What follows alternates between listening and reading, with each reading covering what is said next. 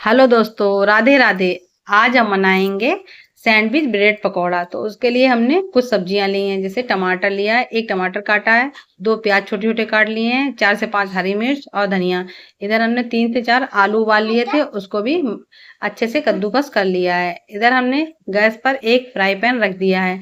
Fry pan हमारा गर्म हो गया है, उसमें हमने 1 चम्मच तेल डाल दिया है सरसों का। तेल हमारा जब गर्म हो चुका है, तब हमने उसमें आधी चम्मच जीरा डाला है। जीरा देखिए अच्छे से चटकने लगा है। उसके बाद हम सबसे पहले डालेंगे इसमें प्याज। प्याज को अच्छे से यहाँ पे भून लेंगे। ज्यादा गोल्डन ब्राउन नहीं करेंगे, थोड़ा क्रंची ही रखेंगे प्याज को भी। इसी तरह से अब हम जो हरी मिर्च काटी थी उसको भी इसमें डाल देंगे। 3 से 4 हरी मिर्च काटी थी, उसको भी हमने इधर डाल दिया है। तो डालने के बाद अच्छे से मिक्स कर लेंगे। मिक्स करने के बाद जो हमने टमाटर को काट के रखा था उसको भी डाल लेंगे। एक एक करके सब्जियों को भूनते जाएंगे और डालते जाएंगे। इधर हमने टमाटर को भी डाल के अच्छे से सोटे कर लिया है। सोटे जब हमारा टमाटर अच्छे से हो जाएगा, उसके बाद हम डालेंगे इसमें कुछ बेसिक से मसाले। मसालों में हम डालेंगे सबसे पहले आधी चम्मच हल्दी पाउडर और कुटी हुई लाल मिर्च डालेंगे आधी चम्मच। इन दोनों चीजों को डालने के बाद में अच्छे से मिला लेंगे, जिससे कि मसाले हमारे सब्जियों के अंदर अच्छे से चले जाएं। और स्वाद के अनुसार इसमें नमक भी डाल देंगे इसी टाइम पे। नमक डालेंगे और अच्छे से मिलाएंगे। ज्यादा हमें सब्जियों को नहीं भूनना, थोड़ा क्रंची ही रखना है। और अच्छे से सौटे करने के बाद में जो हमने आलू को उबाल के कद्दूकस करके रखा था, उबले हुए आलू को, उसको भी इसी में डालकर अच्छे से मिक्स कर लेंगे, जिससे कि जब हमारे मसाले हैं आलू के अंदर अच्छे से चले जाएंगे सारे ही। तो इसी तरह से सारे मसालों को अच्छे से मिक्स करेंगे और थोड़ी देर के लिए अच्छे से आलू की स्टफिंग को हम इसी तरह से भून लेंगे, जिससे कि मसाले हैं वो हमारे इसके अंदर अच्छे से चले जाएंगे। भूनने के बाद में लास्ट में हम सबसे ज्यादा इसमें डालेंगे अमचूर पाउडर, जो सबसे लास्ट में हम डालेंगे। अगर आपके पास अमचूर पाउडर ना हो तो यहाँ पे चाट मसाला का भी इस्तेमाल कर सकते हैं, वो भी बहुत ही अच्छा टेस्ट देता है। और इधर हरा धनिया डाल दिया हमने, इसको भी मिला देंगे अच्छे से। और ये हमारी स्टफिंग बनकर तैयार हो चुकी है सैंडविच पकौड़ा की।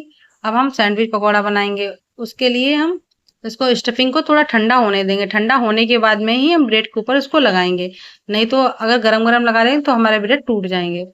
तो इसी तरह से एक कढ़ाई रख ली हमने गैस पे, उस पर हमने रिफाइंड ऑयल डाल दिया है।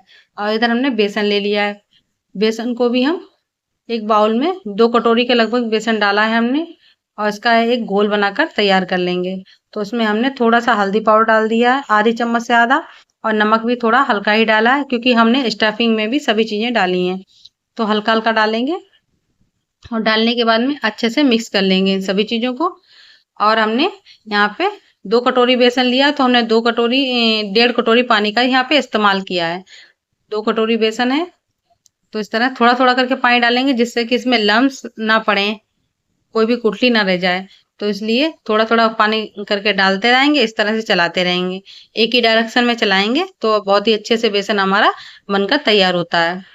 कोई भी आप डो बनाए उसके लिए एक ही डायरेक्शन में उसको फेंटना चाहिए। तो इस तरह से देखिए चम्मच से इतना बढ़िया घोल बनकर तैयार हो गया है।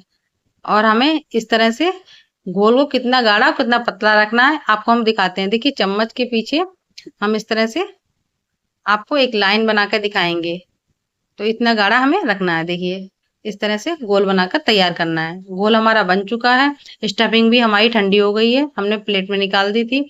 और जो ब्रेड लिए हैं उसको एक ही तरफ से थोड़ा थोड़ा सा भिगो लेंगे। दोनों ब्रेड को जो परत हम भिगोएंगे उसको ऊपर रखना है हमें, और जो नहीं भीगेगी वो स्टफिंग वाली जगह पे जाएगी, मतलब अंदर की तरफ रखना है। और थोड़ी थोड़ी स्टफिंग डालेंगे। स्टफिंग डालने के बाद में एक के ऊपर एक ब्रेड को रख देंगे हम इस तरह से। देखिए, और इसको चाकू की मदद से 2 पीस में डिवाइड कर लेंगे। इधर हमने 2 पीस में काट लिया है। और जो हमने घोल बनाकर रखा था उसी घोल में इसको डिप करेंगे। डिप करने के बाद में अच्छे से इधर हमने तेल मीडियम गरम है, ज्यादा हाई नहीं रखना ज्यादा लो नहीं रखना, मीडियम रखना है। तो इस तरह से मीडियम गरम तेल है, उसमें हम इसको डाल देंगे। जो हमारे सैंडविच पकौड़ा है इनको डालेंगे और इसको चलाते हुए अलट पलट कर सेक लेंगे। तो यहाँ पे हमने पहले 2 डाले थे, फिर 2 और डाले, यानी कि 4 डाले हैं और ज़्यादा डाल दिए थे हमने यहाँ पे। आप चाहें तो 2-2 करके ही सेकें तो अच्छे से सिक कर तैयार होते हैं। थोड़ी जगह कम बची थी, 4 डाल दिए इसलिए हमने।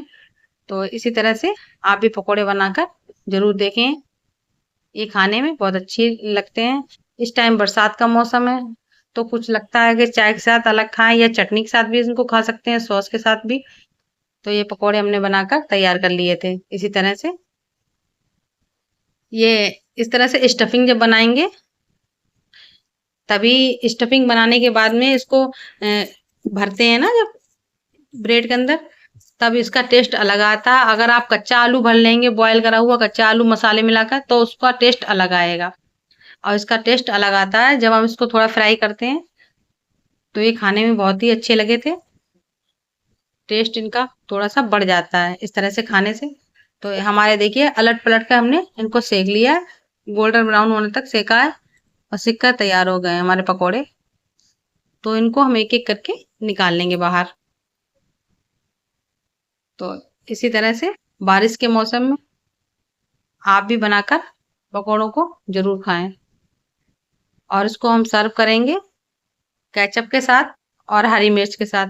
इसका कॉम्बिनेशन बहुत ही अच्छा लगता है। आप चाहें तो चाय के साथ भी या हरे धनिये की चटनी के साथ भी खा सकते हैं।